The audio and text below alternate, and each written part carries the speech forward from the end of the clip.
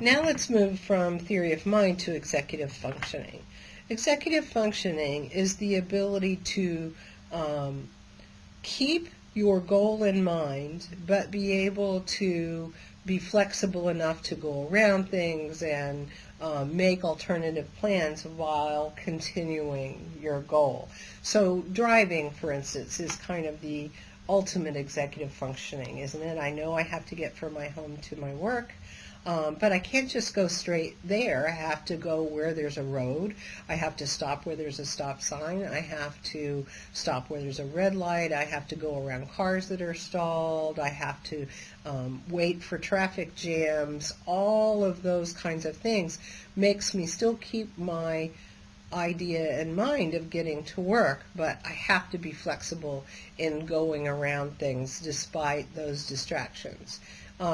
Getting through college or getting your certificate is the same thing. Oh my gosh, my roof is leaking, my air conditioning is gone, my kids have a football game or a ball game, my husband wants me to go to this or that. All of that is part of what you're doing while you're continuing to understand that I need to get this course finished.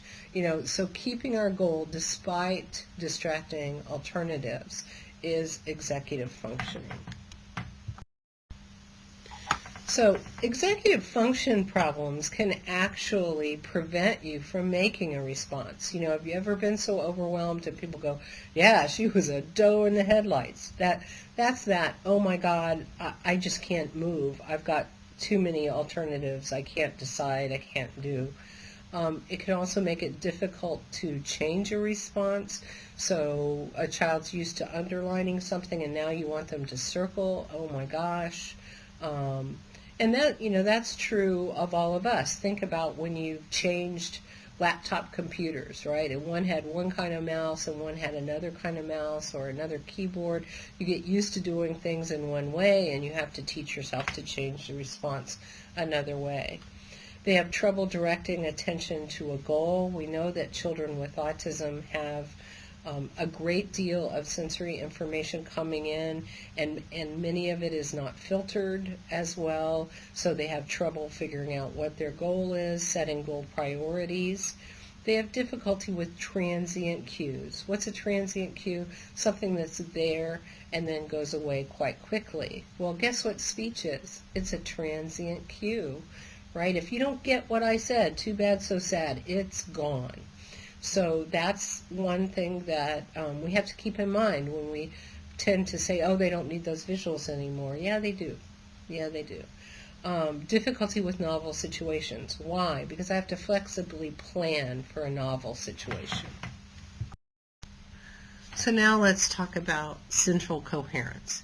Central coherence is simply drawing together diverse information or information from various sources to construct a higher level meaning, using context to construct meaning.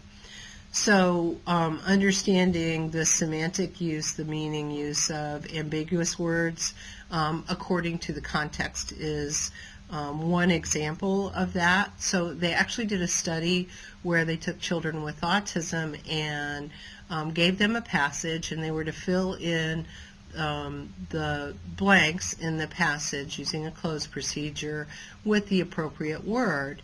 And many times they kind of use the homonyms interchangeably to fill in the appropriate word.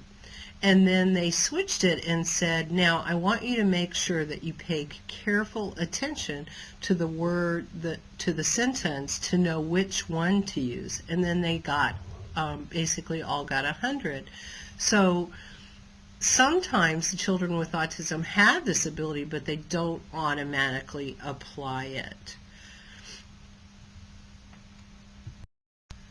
So here are some things where central coherence comes in school, and I think it really is quite pervasive, because what do we do all the time is look for patterns, look for meaning. That also adds to our ability to predict and infer, doesn't it? This is a piece of information, this is a piece of information, and this is a piece of information.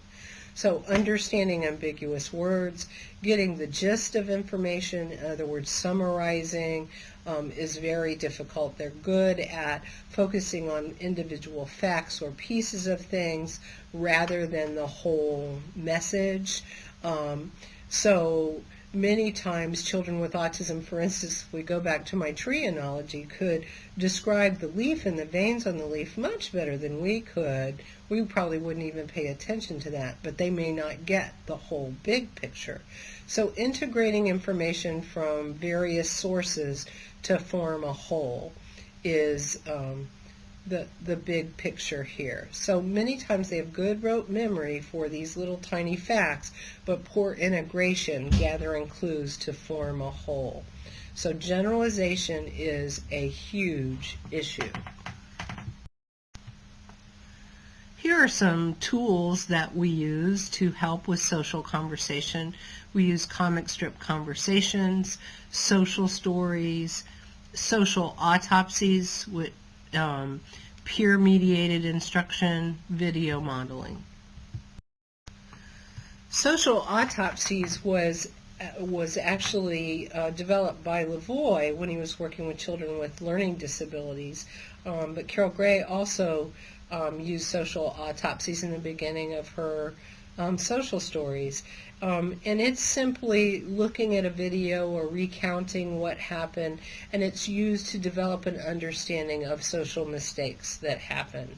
And then once you really understand it, you can learn to problem solve and provide an alternative solution. So in some ways, comic strip conversations are also social autopsies.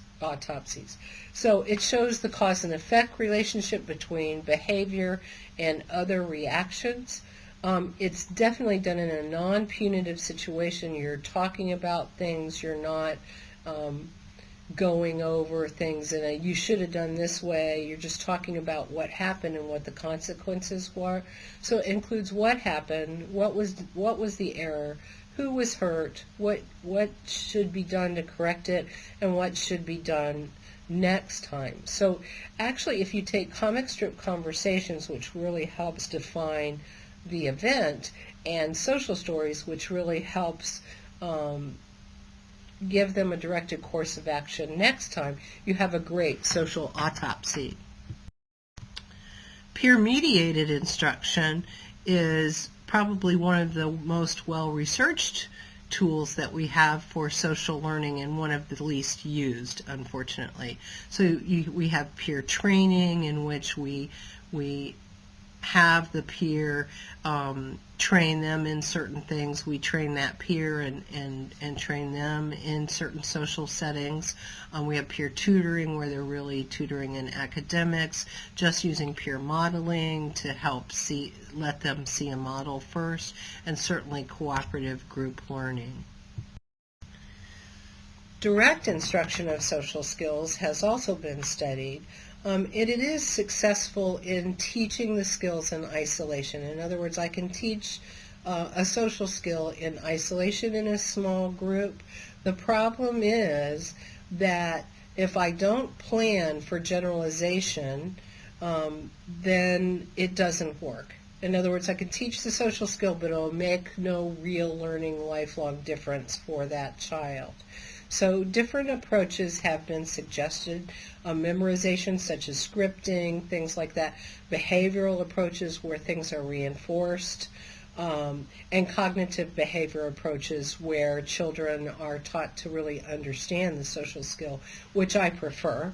And I think you have the greatest chance of generalization if they really understand what's happening, and then you could talk to them about how to apply it and where and practice and things like that. So in our next lecture, we're going to consider a couple of curriculums in our next lecture.